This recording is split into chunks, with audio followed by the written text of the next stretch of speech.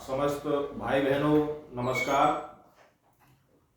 आज आज़ादी के बाद फिर ये दूसरी वीडियो। इससे पूर्व वीडियो नंबर 66 मैं आज़ादी के बाद की कुछ बिंदुओं पर मैंने चर्चा की और आज फिर उन्हीं बिंदुओं पर और आगे विस्तार करते हुए मैं आज की चर्चा पुनः फिर आपके सामने करूंगा, क्योंकि ये चर्चा इसलिए महत्वपूर्ण हो जाती है कि देश आज़ादी के बाद हमारे देश पर क्या प्रभाव पड़ा, हमारे देश में भ्रष्टाचार क्यों बढ़ा, हमारे देश में जातिवाद क्यों बढ़ा। ये बड़े ही महत्वपूर्ण बिंदु हैं। यदि हमारे देश में आज़ादी के वक्त ही यूसीसी हो जाता, यूनिफॉर्म सिविल कोड लागू हो जाता और प्रत्येक व्यक्ति को एक भारत के नागरिक की हैसियत से ही, सोच से ही अपना कार्य करने की प्रेरणा उस समय दे दी जाती तो आज इतिहास कुछ और होता। अब हमारे सामने ये बात आती है कि उस समय हमारे देश की परिस्थिति ऐसी थी, हमारे देश में ऐसा परिस्थिति बन गई, ये राग अलापा जाता है। जबकि परिस्थिति कुछ भी नहीं थी। परिस्थिति थी सबसे ज्यादा उस समय हमारे देश में त्याग करने की।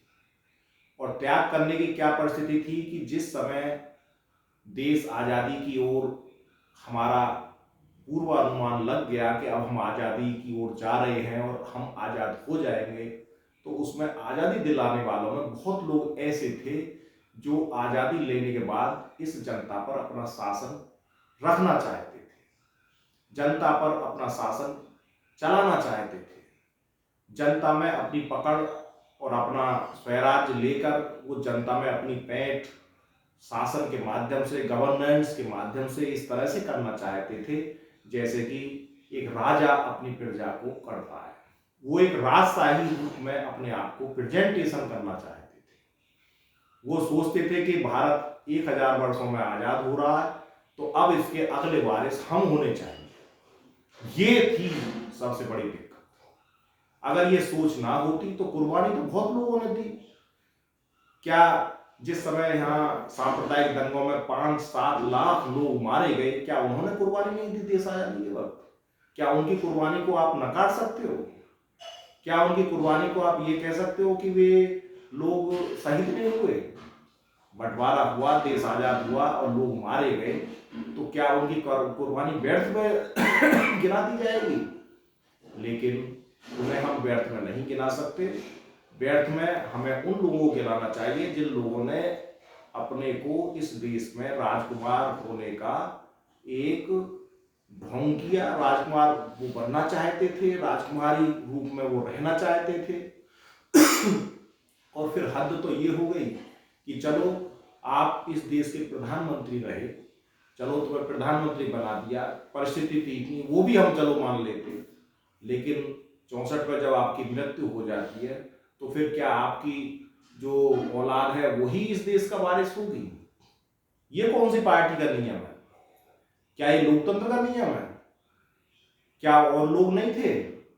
लेकिन चूंकि वहां सिस्टम पहले से ही चला आ रहा था और वो सिस्टम ऐसा चला आ रहा था, इस तरह से उसको हैक कर लिया उस कांग्रेस पार्टी को कि उसमें गांधी जैसे आदमी की भी नहीं चली। गांधी जी 2 बातों के लिए इस देश के लिए बिल्कुल खिलाफ थे। गांधी जी 2 बातें करना चाहते थे। एक तो वो ये कि वोटिंग का अधिकार प्रत्येक आदमी को नहीं देना चाहते थे, क्योंकि वो जानते थे कि हमारे देश में अभी अयोग्य लोग बहुत हैं जो अपने वोट का वैल्यू नहीं जानते और वो उस वोट को डालने का मिसयूज करेंगे, जिसका देश पर प्रतिकूल प्रभाव पड़ेगा। ये गांधी जी जानते थे। दूसरा, गांधी जी ये जानते थे कि अगर हमें शासन करना है तो दूसरी पार्टी का गठन होना चाहिए, दूसरी पार्टी का निर्माण करो, और जब दूसरी पार्टी का निर्माण होगा तो दूसरी पार्टी बना करके उसमें समाज सेवी पैदा करके तब इस देश पर शासन करिए। दोनों ही बातों में उनकी एक नहीं चली। क्यों? क्योंकि पार्टी हैक थी, और जब पार्टी हैक थी तो अब उसका क्या हो? उन्होंने अपना जो वो चाहते थे वो काम पूरा किया और देश को एक दूसरे मुकाम पर छोड़ दिया। इस तरह से आज देश को इन परेशानियों से जूझना पड़ रहा है। आज 75 वर्ष बाद हम यूसीसी लाना चाहते हैं तो वही लोग उसका विरोध करते हैं, जबकि सच्चा लोकतंत्र, सच्ची एक तरह से कहा जाए कि पूर्ण लोकतंत्र, सुपर डेमोक्रेसी तभी संभव है जब एक देश यानी कि एक राष्ट्र का जो व्यक्ति है, जो उस राष्ट्र का नागरिक है, वो एक नागरिक की हैसियत से उस देश में अपना जीवन वर्चस्व बनाए, अपना जीवन यापन करे, अपना वोट एक नागरिक की हैसियत से डाले। और यदि वो नागरिक ही जातिवाद में अपना वोट देता है तो फिर वो राष्ट्र के लिए प्रतिकूल प्रभाव डालता है। और जातिवाद के साथ साथ यदि वो भ्रष्टाचारी और हो तो फिर राष्ट्र के लिए और ज्यादा घातक है। फिर तो ये समझो कि राष्ट्र में कब्ज ही कब्ज है। और ये हमारे देश में हो रहा है। आज जो ये सरकारें जातिवाद के बल पर बनी, मैं स्पष्ट कर देना चाहता हूं, यूपी में बसपा सरकार और समाजवादी सरकार दोनों ही जातिवाद की जननी है। दोनों सरकारों ने केवल जातिवाद के सिवा यहां कोई विकास कार्य नहीं किया। उन्होंने केवल जातिवाद को आगे विकसित किया और जातिवाद को विकसित करके इस देश में जातिवाद को चरम सीमा पर ला दिया। एक राष्ट्र की हानि तभी होती है जब उस राष्ट्र में जातिवाद विकास करता है। कभी भी कोई व्यक्ति अगर अपने व्यक्तित्व में विकास करता है, अपने व्यक्तित्व में उसका निर्माण होता है, वो राष्ट्र के लिए कभी भी घातक नहीं हो सकता। और यदि राष्ट्र में, राष्ट्र निर्माण में, व्यक्ति के निर्माण में जातिवाद झलकता है या जातिवाद का विकास होता है तो राष्ट्र निर्माण ना होकर राष्ट्र पर प्रतिकूल प्रभाव पड़ता है। मैं ये स्पष्ट कर देना चाहता हूं कि हमारे देश में जो ये समय चला जब ये दोनों सरकारें आई, इन्होंने राष्ट्रवाद को जन्म नहीं दिया, इन्होंने जातिवाद को जन्म दिया। और जातिवाद को जन्म देकर आज का जो युवा है, चाहे वो किसी भी कैटेगरी का हो, वो अपने को विकसित ना करके वो ये देखता है कि ये तो मेरा हनन हो रहा है, जबकि राष्ट्र का हनन तभी होता है जब जातिवाद का विकास होता है। हमारे देश में प्रत्येक व्यक्ति को यदि यूसीसी के अनुसार कार्य करने की प्रेरणा मिले, प्रत्येक व्यक्ति को समान रूप से देखा जाए और प्रत्येक व्यक्ति के व्यक्तित्व का निर्माण हो, तो मैं समझता हूं कि उस राष्ट्र की तरक्की होने से कोई दुनिया में नहीं रोक सकता। हमारे यहाँ लोग राज शासन करने के लिए लोगों का सहारा लेते हैं, लोगों के रिजर्वेशन का सहारा लेते हैं, लोगों के रिजर्वेशन के साथ साथ उनकी हित की बात करते हैं और अपनी राजनीति चमकाते हैं। वो राष्ट्र का निर्माण कहाँ करते हैं? ये हो रहा है। तो ये गलत है और यूसीसी हमारे देश में होना चाहिए। प्रत्येक व्यक्ति को समान रूप से देखना चाहिए। आज जो मैं देखता हूं कि अनुसूचित जाति में जो लोग सक्षम हैं, जिन्हें रिजर्वेशन की कोई जरूरत नहीं, वे लोग उस लड़ाई को करते हैं और लड़ाई को रोकते हैं। वो कहते हैं कि ये सरकार रिजर्वेशन समाप्त कर देगी, जबकि रिजर्वेशन का भाग उन लोगों को मिलना चाहिए जिनको जरूरत है। और जिनको जरूरत ही नहीं है, जैसे मैं एग्जाम्पल देता हूं, आज हमारे जो भूतपूर्व डीआईजी डीजीपी थे बिरला, वो आज राज्यसभा सदस्य हैं।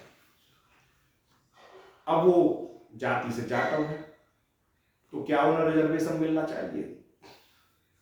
जो व्यक्ति एक सरकारी अधिकारी के पद पर रह चुका हो और जो व्यक्ति अब इस समय मेंबर ऑफ पार्लियामेंट हो, उनके बच्चों को रिजर्वेशन की क्या जरूरत है? ऐसे ही अनुसूचित जाति में बहुत लोग हैं जो धनवान हैं, जिनके पास सरकारी पैसा भी आया है उनको रिजर्वेशन की आवश्यकता नहीं होती। अब यदि कास्ट वाइज उन्हें देखा जाएगा तो वो रिजर्वेशन के पात्र है, और यदि कास्ट वाइज ना देखा जाए तो फिर वो रिजर्वेशन के पात्र, कास्ट वाइज के अनुसार वो रिजर्वेशन के पात्र है, और कास्ट वाइज अगर उन्हें ना देखा जाए, आर्थिक स्थिति के अनुसार देखा जाए और उनके ग्राउंड के ऊपर देखा जाए तो उन्हें रिजर्वेशन नहीं मिलना चाहिए। तो ऐसे लोग उन लोगों का हक मार लेते हैं जिनको रिजर्वेशन की आवश्यकता होती है। तो ऐसे बहुत लोग हैं। तो अनुसूचित जाति में रिजर्वेशन उन लोगों को नहीं मिल पाता जिन लोगों को जरूरत है, और जिन लोगों को जरूरत नहीं है वे लोग उसका फायदा ले लेते हैं।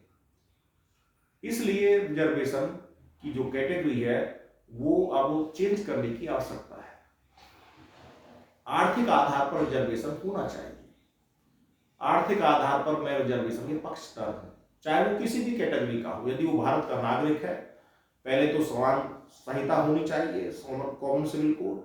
उसके बाद फिर यदि आर्थिक स्थिति उसकी सही नहीं है तो उसके बेसिस पर उसे पढ़ने लिखने की उसे थोड़ा हेल्प हो जानी चाहिए। लेकिन नौकरी में सभी को समान रूप से अवसर मिलना चाहिए, सभी को समान रूप से उसका एग्जाम होना चाहिए, और उसी में उसकी वरीयता, उसकी कैटेगरी देखकर कि भाई अब ये कौन सी रैंक में आ रहा है, उसको उस हिसाब से फिर लिस्टेड करके उसे नौकरी देनी चाहिए, जिससे कि वो पद पर रहकर उसका दुरुपयोग ना करे। ये सिस्टम होना चाहिए, जो हमारे देश में है ही नहीं। हमारे यहाँ राजनीति हो रही है, अरे देश आजाद हो गया, तुम कहां लेकर छोड़ोगे इस देश को? 75 वर्ष हो गए, दुनिया हमसे बहुत आगे निकल गई, चाइना हमसे 12-13 गुना आगे निकल गया, तुम लोग अभी यहीं अटके हुए हो, वो राशन के ऊपर ही लड़ रहे हैं। तो ऐसे जो लोग हैं मैं उन्हें मानसिक रूप से विक्षिप्त मानता हूं। तो हमारे यहाँ मैं चर्चा कर रहा था भ्रष्टाचार की। तो भ्रष्टाचार जो हमारे यहाँ पनपा, वो केवल इसलिए पनपा क्योंकि हमारा जो सिस्टम है वो अंग्रेजों के टाइम से वो चलता हुआ आया, और वो ढर्रा बदला नहीं। जब वो ढर्रा बदला नहीं तो फिर जो लोग यहाँ MP MLA बने, उन्होंने सिवाय भ्रष्टाचार को बढ़ाने के कोई कार्य नहीं किए, और उसका नतीजा ये निकला कि यहाँ अधिकारी भ्रष्टाचार में लिप्त हो गए और अधिक से अधिक वो जनता का शोषण करने लगे। परिणाम ये निकला कि आज हमारे देश का 127वां स्थान आता है भ्रष्टाचार में। तो ये तो मैं 127वां पुराने आंकड़े बता रहा हूं, कम से कम 8-10 साल पुराने। अब तो लेटेस्ट और होगा। मैंने अभी लेटेस्ट देखा नहीं है कि अब लेटेस्ट स्थान कौन सा है भ्रष्टाचार में भारत का। तो ये क्या है? ये हमारे विकास है। ये हमारा विकास नहीं हो सकता। तो हमें अगर विकास अपना करना है तो उसके लिए हमें अपने व्यक्तित्व में सुधार करना पड़ेगा, और व्यक्तित्व में सुधार अगर करना है तो हमें सनातन संस्कृति में जाना पड़ेगा। सनातन संस्कृति से ही हमें ये प्रेरणा मिलती है कि व्यक्ति, क्योंकि ईश्वर ने खुद ये कहा है कि तू कर्म कर, और जब तू कर्म करेगा और अगर तैने इतने श्रेष्ठ कर्म किए तो तू एक दिन भगवान बन जाएगा। लोग तुझे अवतारवाद की संज्ञा देंगे, भगवान कृष्ण खुद गीता में कहते हैं। तो और मैं आप लोगों से कह रहा हूं, तो इस पद्धति पर आपको चलना पड़ेगा। इसलिए आप अपने चिंतन को आगे बढ़ाएं, अपने विवेक को ना खोएं, और UCC पर ध्यान दें। जब UCC पर ध्यान देंगे तो हमारे देश का वो सपना पूरा होगा जो 47 में कार्य नहीं हुआ, 48 में कार्य नहीं हुआ, देश आजादी के वक्त नहीं हुआ, तो वो अब हो जाएगा। ये आपको काम करना पड़ेगा। मैं एक घटना आप लोगों को बताता हूं कि जिस समय हमारे यहाँ माननीय प्रधानमंत्री के पद पर इंदिरा गांधी थी, रिजर्व बैंक से उन्होंने 5 करोड़ रुपए अनरिकॉर्डेड मंगवाए, फोन करके केवल 75। ये आधुनिक इतिहास में बच्चों को पढ़ाया जाता है। जो भी बच्चा इसका सोर्स देखना चाहे वो आधुनिक स्पेक्ट्रम पढ़ ले। उसमें आर पी शर्मा स्पष्ट लिखते हैं। और यही कारण है कि उसने हिटलर शाही की, और हिटलर शाही इतनी की कि उसे तानाशाह बोला जाता है। कल मैंने जो वीडियो आपको भेजी थी उसमें स्पष्ट ये कहा गया कि उसने किस तरह से बर्ताव किया, जबकि इमरजेंसी की कोई आवश्यकता नहीं थी लगाने की, लेकिन इमरजेंसी लगाई गई। ये मेरा वीडियो नंबर 66 है। जिन लोगों ने नहीं देखी वो वीडियो नंबर 66 मेरे देख लें। मेरे चैनल पर जाकर, स्टडी अजय गुरुजी चैनल पर जाकर वो देख सकते, सुन सकते वीडियो नंबर 66 को। उसमें मैंने डिटेल में ये ब्यौरा दिया है। तो अब इन सब बातों को अगर हम देखें तो हम ये देखते हैं कि भ्रष्टाचार की जो जननी है वो कांग्रेस है, और इस कांग्रेस वालों ने देश का विकास कम किया, जातिवादी राजनीति अधिक की, अल्पसंख्यकों की राजनीति की। अल्पसंख्यकों की राजनीति इसलिए की क्योंकि ये लोग आर्टिकल 30 फर्स्ट को देख लीजिए, संविधान में 30 फर्स्ट, संविधान में 30 पैरा नंबर फर्स्ट ये कहता है कि कोई भी अल्पसंख्यक व्यक्ति जैसी इच्छा चाहे अपनी इच्छा अनुसार अपनी संस्था, शिक्षण संस्था बना सकता है। क्यों भाई? अरे शिक्षण संस्थान तो ऐसी बननी चाहिए जो राष्ट्र हित में हो, राष्ट्र के अनुसार उसका निर्माण होना चाहिए। तुमने संवैधानिक अधिकार दे दिया, ये कितनी बड़ी बात है। अब कोई किसी का मन तो आतंकवादियों को पढ़ाने का कर रहा है, तो क्या आप आतंकवादियों के टेरर कैंप चलवाओगे इस देश में? इसका अर्थ तो सीधा सीधा ये है। हमारी जो शिक्षा है राष्ट्रव्यापी होनी चाहिए, और राष्ट्रव्यापी शिक्षा के अनुकूल प्रत्येक व्यक्ति को कार्य करना चाहिए। ये क्यों भूल गए आप? और ये है, अभी भी है। कोई भी व्यक्ति चाहे article number 30 para number first को पढ़ ले। वो क्या कहता है? जो व्यक्ति चाहे, मुझे किसी की भी बुक की बताने की आवश्यकता नहीं है, वो कहीं से भी संविधान की बुक ले ले और उसमें पैरा नंबर 30 का article number 30 para number first वो पढ़ ले। क्या कहता है पैरा नंबर फर्स्ट? तो ऐसा कार्य यहां हुए, फिर इसको बदलने की जरूरत है। लेकिन यहां पर ये कार्य नहीं देखे जाते। हमारे यहां उंगली उठाई जाएगी, सनातन संस्कृति पर उंगली उठाई जाएगी, हिंदूवादी राष्ट्र पर उंगली उठाई जाएगी। जैसे हिंदूवादी राष्ट्र, कोई एकदम ये समझो कि 1 लाख वोल्टेज का करंट लग गया अगर हिंदूवादी राष्ट्र शब्द बोल दिया तो। क्यों भाई? हिंदूवादी राष्ट्र होना इतना गलत काम है? हिंदू राष्ट्र के विषय में तुम लोगों को क्या ज्ञान है? राष्ट्र शब्द ऐसा शब्द है जिसका हमारे ऋग्वेद में 10 बार उल्लेख हुआ है। जिस व्यक्ति को ये पढ़ना हो, समझना हो राष्ट्र शब्द, वो ऋग्वेद को पढ़ ले। ऋग्वेद में राष्ट्र शब्द का 10 बार उल्लेख हुआ है। हिंदू शब्द तो हमारा मात्र 1500 या 2000 साल पुराना है। पहली शताब्दी से हिंदू शब्द लगा है। ये भी मैं पीएलए वीडियो बना चुका हूं कि हमें हिंदू कब से कहा गया। हम लोग तो सनातनी थे, सनातनी धर्म है हमारा, लेकिन हिंदू पहली शताब्दी से हम लोगों को बोला गया है। उसी शब्द के अनुसार हम लोगों को हिंदुस्तानी बोला जाता था। हिंदुस्तानी शब्द पहली शताब्दी से लेकर और जब तक हम आजाद हुए जब तक रहा। हमारे देश के 4 नाम रहे हैं। सबसे पहला नाम इसका आर्यव्रत था, क्योंकि यहाँ आर्य लोग रहते थे, और आर्यव्रत इसका नाम जब तक रहा है जब तक सिंधु घाटी सभ्यता रही है। सिंधु घाटी की सभ्यता के समय पे इसका नाम आर्यव्रत हट गया जब उसका नाश हो गया। उसके बाद हम लोगों को सिंधु घाटी की सभ्यता के नष्ट हो जाने से और पहली शताब्दी तक जो 2000 साल हमारे गए हैं वो भारत के नाम से गए हैं। उस समय हमारे देश का नाम भारत रहा है, और पहली शताब्दी से और देश आजाद होने तक 1947 तक हमारे देश का नाम हिंदुस्तान रहा है। और जब देश आजाद हो गया तो हमारा यही नाम फिर इंडिया बन गया। आज हम इंडिया में रहते हैं, संवैधानिक नाम हमारा इंडिया है, हमारे देश का। ये सत्य है। तो आप लोग कितने लोगों को यही पता नहीं होगा हमारे देश का नाम क्या है। हमारे देश का नाम कोई भारत कहता है, कोई हिंदुस्तान कहता है, कोई इंडिया कहता है, जबकि उनके जो कालक्रम है कि वो नाम कब से कब तक रहे, वो सिस्टम ये है जो मैंने आपको जानकारी दी है। तो हमारे यहाँ इंडिया में जब संविधान लागू हुआ तो यहाँ अगर ये कांग्रेस पार्टी अगर नहीं आती तो हमारे देश का इतिहास और होता, क्योंकि इन लोगों ने अपनी ढपली अपना राग बजाने के लिए इस देश को इस रास्ते पर ला दिया कि इन्होंने जातिवाद को बढ़ावा दिया, भ्रष्टाचार को बढ़ावा दिया। भ्रष्टाचार में इन लोगों ने किसको शिकंजा कसा? कोई एक एग्जाम्पल देके बता दो जब से इनकी सरकार रही। भ्रष्टाचारी अधिकारियों को इन्होंने कोई सजा दी हो? बड़े बड़े घोटाले इनके टाइम में हुए, किसी को कोई सजा मिली हो?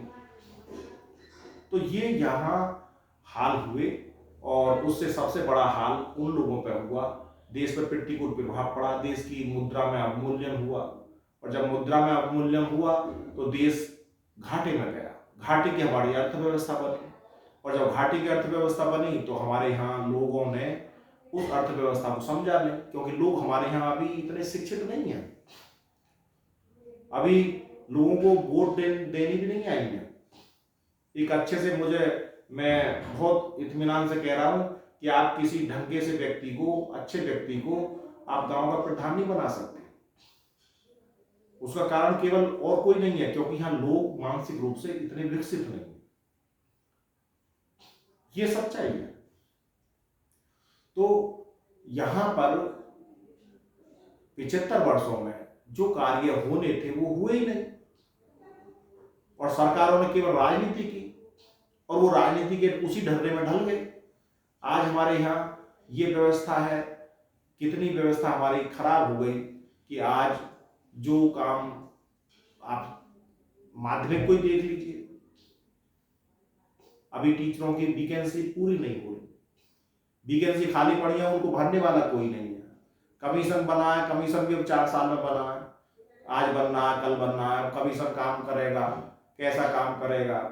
उससे पहले माध्यमिक शिक्षा सेवा चयन बोर्ड था, उसमें भ्रष्टाचार का बोलबाला था, और तो और यूपीपीएससी में ही भ्रष्टाचार हो जाता था। यूपीपीएससी के ही परिणाम अच्छे नहीं है। तो ये कार्य क्यों हुए? क्योंकि हमारे देश में भ्रष्टाचार बढ़ा, और भ्रष्टाचार की जो जननी थी वो कांग्रेस पार्टी थी, और ये जो तुम्हारी 2 पार्टी बनी ये पार्टी थी। सबसे ज्यादा समाजवादी ने रिकॉर्ड तोड़ दिया भ्रष्टाचार में। उन्होंने ऐसे लोगों को चेयरमैन बना दिया कमीशन का कि जिनकी कोई योग्यता भी नहीं थी। तो ये कार्य यहां हुए। तो इसलिए अब इस सिस्टम को सुधारने की आवश्यकता है, अच्छे लोगों को राजनीति में भी आने की आवश्यकता है, अच्छे लोगों को कम से कम अपनी जो आने वाली जनरेशन है उसके लिए कार्य करने की आवश्यकता है, और कार्य करके वे लोग अपना आगे अपने देश का निर्माण करें, देश का निर्माण करने में अपना योगदान दें। और जब ये निर्माण कार्य होंगे, अच्छे लोगों के द्वारा होंगे, तब कहीं जाके देश पटरी पे आएगा। उससे पहले ये देश पटरी पर नहीं आ सकता। भ्रष्टाचारी और जो बेकार लोग हैं उनको कभी शासन सत्ता में भाग ना लें, उन्हें शासन सत्ता में भाग देने से कोई फायदा नहीं होगा। तो मैं यही कहूंगा कि जातिवाद को भूलें और कॉमन सिविल कोड की ओर ध्यान दें। उसके बाद देश में भ्रष्टाचार को रोकें, एक मानव की तरह आप कार्य करें, कर्मवादी बने। जब कर्मवादी कर्मण्येवाधिकारस्ते वाले रास्ते पर चलेंगे तो हमारी सनातन संस्कृति का प्रचार प्रसार भी होगा और आप लोगों को एक रास्ता मिलेगा। जब आप लोग इस रास्ते पर पड़ जाओगे तब देश का विकास होगा, और जब देश का विकास होगा तब राष्ट्र का विकास होगा, और जब राष्ट्र का विकास होगा तब ये भारत विश्व गुरु के रास्ते पर पड़ेगा और विश्व गुरु बनकर उभरेगा। ये इस काम को करना पड़ेगा। तो इस वीडियो को अधिक से अधिक शेयर करो। धन्यवाद। भारत माता की जय।